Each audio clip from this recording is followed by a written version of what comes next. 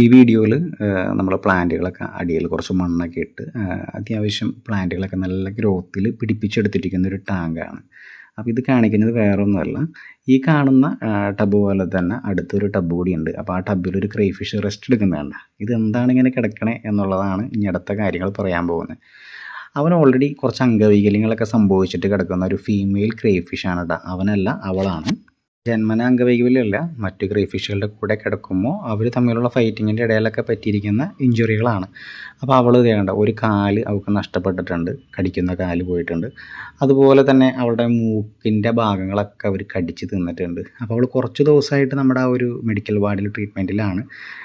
അതുപോലെ ചെറുകാലുകളെല്ലാം നഷ്ടപ്പെട്ടിട്ടുണ്ട്. ഈ സാഹചര്യത്തിൽ നമ്മൾ ആ കമ്മ്യൂണിറ്റി ടാങ്കിൽ ഇട്ട് കഴിഞ്ഞാൽ പെട്ടെന്ന് ബാക്കിയുള്ള ക്രൈഫിഷുകൾ അറ്റാക്ക് ചെയ്യും, പിന്നെ ചെറുകാലുകൾ കടിച്ച് തിന്നും, പിന്നെ അവൾക്ക് ഫുഡ് എടുക്കാൻ പറ്റാത്ത അവസ്ഥയൊക്കെ വരും. ഇപ്പോൾ അത്യാവശ്യം ആക്റ്റീവാണ്, നമ്മുടെ കയ്യിൽ നിന്ന് കുതിരി ചാടിയൊക്കെ പോയിട്ടുണ്ട്.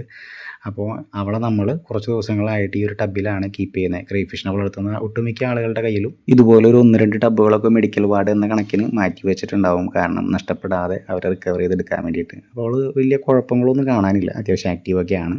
അപ്പോൾ ഇതുപോലെ 1-2 ടബുകളിലൊക്കെ നമ്മൾ പ്ലാന്റുകൾ നട്ടുപിടിപ്പിച്ച് കഴിഞ്ഞാൽ ഇതുപോലെ അംഗവൈകല്യങ്ങൾ സംഭവിക്കുന്ന ക്രൈഫിഷുകൾ നമുക്ക് മാറ്റിയിടാൻ സാധിക്കും. അപ്പോൾ അവർ ആ പ്ലാന്റുകൾ നശിപ്പിക്കില്ല. നല്ല ക്രൈഫിഷുകൾ ഇട്ട് കഴിഞ്ഞാൽ 1-2 ദിവസം കൊണ്ട് അത് നശിപ്പിച്ച് കളയാനുള്ള സാധ്യതകളുണ്ട്.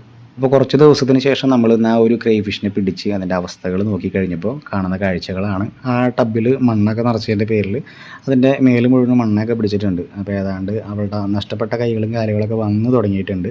അതാണ് ഈ വീഡിയോയിൽ കാണുന്നത്. മൂക്കിൻ്റെ അറ്റം ഒന്നും ഇനി വരാൻ പോകുന്നില്ല, ആ കൈകളൊക്കെ റീജനറേറ്റ് ചെയ്ത് വരുന്നതാണ്. അപ്പോൾ അതാണ് ആ കണ്ടുകൊണ്ടിരിക്കുന്നത്. നല്ല സോഫ്റ്റ് കുഞ്ഞി കൈയായിട്ട് അത് കിളിർത്ത് വരുന്നതാണ് ഈ കാണുന്നത്. കടിക്കുന്ന ആ ഒരു കൈയും അതിൻ്റെ തൊട്ട് താഴെയുള്ള ചെറുകാലുമാണ് ഇപ്പോൾ മുളച്ചു വരുന്നത്. അതുപോലെ തന്നെ ഈ കാണുന്ന റൈറ്റ് സൈഡിലുള്ള ഒരു കുഞ്ഞി കാലും കൂടി അതിൻ്റെ ഒപ്പം കിളിർത്ത് വരുന്നുണ്ട്. അപ്പോൾ എന്തായാലും അവളുടെ കാര്യങ്ങളൊക്കെ വളരെ നല്ല ഭംഗിയായിട്ട് കിട്ടിയിട്ടുണ്ട്.